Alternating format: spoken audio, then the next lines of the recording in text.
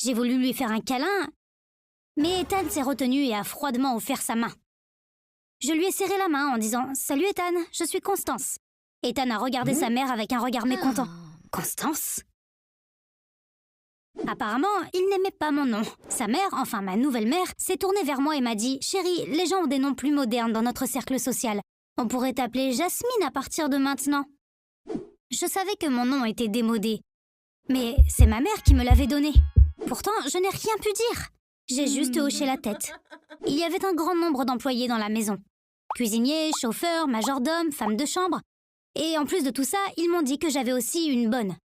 Elle est venue et a dit « Je vais te montrer ta chambre ». C'était une fille qui avait 4 ou 5 ans de plus que moi. Elle s'appelle Jeanne.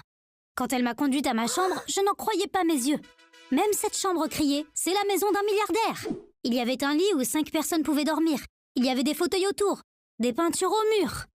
J'étais une jeune fille de 13 ans, mais cette chambre ressemblait plus à celle de la reine d'Angleterre. Je voulais obtenir des informations sur ma nouvelle famille auprès de Jeanne. Elle était hésitante au début, mais elle a commencé à me parler quand on est devenus amis. La famille passe quelques mois chaque été sur l'île. Comme ma nouvelle mère n'aime pas rester à l'hôtel, ils ont des maisons dans de nombreuses villes, toutes plus luxueuses les unes que les autres. Le yacht que j'ai vu sur le quai est le plus petit qu'ils aient. Celui qu'ils utilisent le plus souvent est au moins 3 fois plus grand. Chaque fois que Jeanne disait quelque chose, je disais « Sérieux ?» Elle souriait et répondait « Sérieux ?» J'ai appris des choses fantastiques au cours de cette conversation et j'ai probablement dit « Sérieux » au moins 20 fois. Le lendemain, il s'est passé quelque chose d'étrange. Il y avait une salle de projection dans la maison. Ethan et moi y regardions un film. Jeanne est venue et m'a dit que mon nouveau père m'attendait dans son bureau. Quand je suis entrée, il était avec un autre homme en costume. Mon nouveau père m'a dit « Bienvenue dans notre famille, ma chère. Je te présente notre avocat, Monsieur Owens. Nous avons quelques affaires juridiques à régler. » Quand l'avocat a dit « Jasmine, j'ai rédigé des contrats concernant certains sujets. Lisez-les et signez-les, s'il vous plaît. » J'ai été très surprise. Après ça, l'avocat m'a donné les documents un par un et m'a dit de quoi il s'agissait pour chacun d'entre eux. Ce document est pour le changement de nom. On va déposer une requête et votre nom sera changé à Jasmine. Ce document est un accord sur l'héritage. À l'avenir, vous ferez partie du testament, mais votre héritage sera moins important que celui d'Ethan.